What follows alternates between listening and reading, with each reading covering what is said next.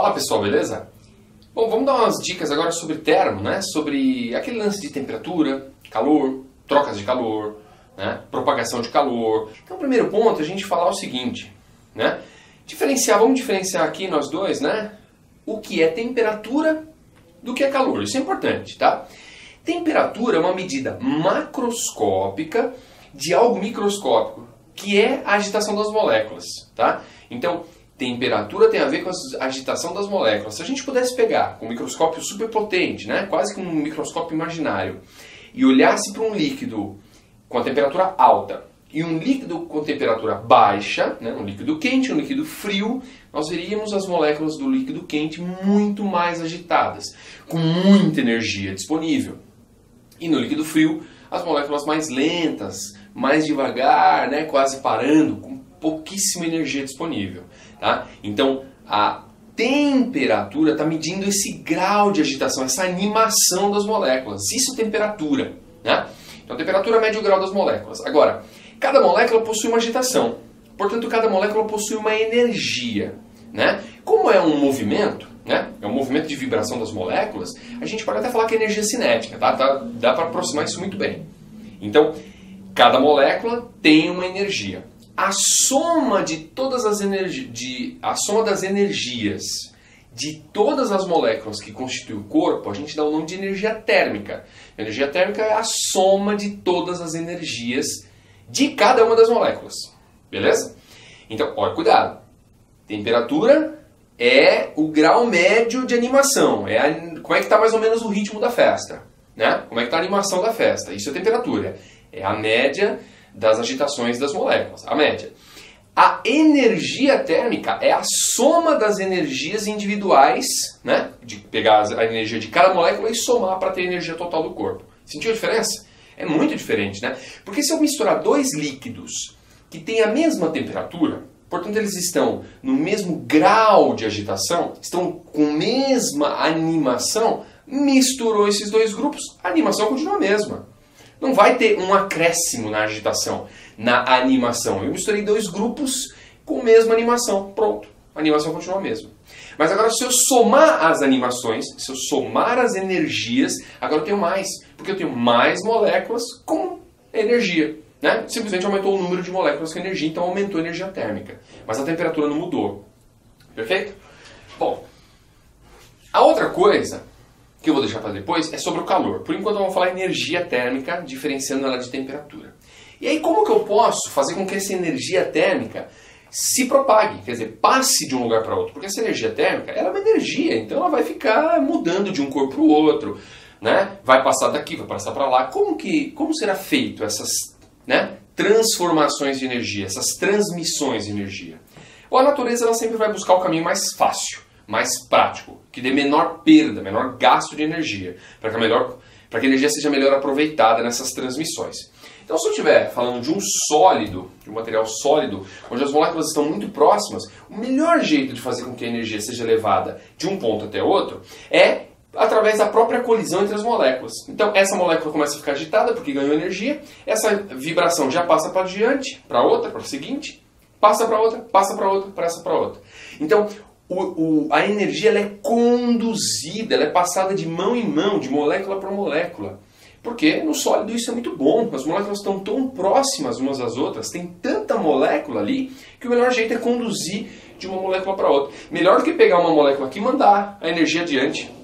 Pedir para ela sair daqui até lá. Para quê? Se ela pode passar para outra. Ó, toma, pega aí, pega energia, pega embora, vai embora, vai embora. E vai passando a energia adiante. Legal? Então, ó, no sólido, coloquei uma velinha nas moléculas. Esse primeiro conjunto de moléculas aqui vai começar a vibrar. Vai passar para outra, vai passar para outra, vai passar para outra. E a energia vem se propagando aqui na figura da esquerda para a direita. Beleza? Esse é o melhor jeito nos sólidos. Pode acontecer isso no líquido? Até pode. Se você aquece o líquido por cima, essa energia vai acabar chegando no fundo desse recipiente por conta da condução. Essa molécula vai acabar vibrando a molécula de baixo, vai acabar vibrando a molécula de baixo. Isso vai se propagando. Nos gases isso é um pouco mais difícil, vou te explicar por quê. Porque para líquidos e gases, o melhor jeito de você transmitir calor é por convecção. O que é convecção? Convecção é quando uma massa de um fluido, pode ser gás ou líquido, se movimenta. E por que uma massa de gás ou de um líquido se movimentaria? Porque as moléculas se tornaram mais agitadas. E ao se tornarem mais agitadas, aquele grupo de moléculas demanda um volume maior. E ao demandar um volume maior, reduz a densidade daquele grupo. Se reduz a densidade daquele grupo perante os demais, aquele grupo de moléculas sobe. Não é que a molécula inchou, tudo bem? Ela apenas passa a ocupar um volume maior. E aquele grupo de moléculas ocupa um volume maior, fica menos denso do que os demais que estão no seu entorno, e por diferença de densidade aquela coisa sobe. Então isso a gente verifica quando a gente esquenta a água. Se você esquentar a água e colocar, ou misturar dois líquidos, um quente e um frio, você vai ver que o quente vai subir e o frio vai descer. Tá? Então é uma movimentação de massas de líquido ou de gás. Veja que é diferente do sólido, né? Mas peraí, eu não disse como é que o calor é conduzido aqui, né? Só disse que as coisas se movimentam. Como é que o calor é conduzido? Se eu vou esquentar o recipiente e eu vou promover a esse grupo de moléculas um aquecimento, dado o contato direto com o fogo no fundo do recipiente, esse grupo de moléculas vai se aquecer, esse grupo de moléculas vai demandar um volume maior, vai se tornar menos denso perante os demais e vai subir. Ao subir, vai colidindo com as outras moléculas nas adjacências, ó, e vai transferindo energia para as outras. Em contrapartida, esse espaço deixado por elas vai ser preenchido por moléculas mais densas e, portanto, mais frias, né, menos quentes.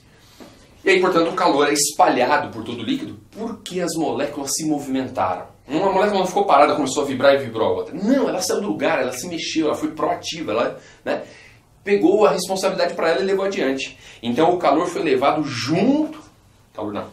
Então a energia foi levada junto com as moléculas. Né? Saiu arrastando, carregou um punhado de energia assim e saiu correndo para levar para as demais.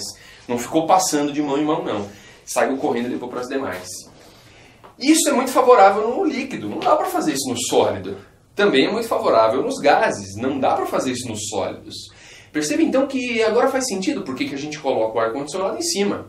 Faz sentido porque um aquecedor no inverno fica embaixo.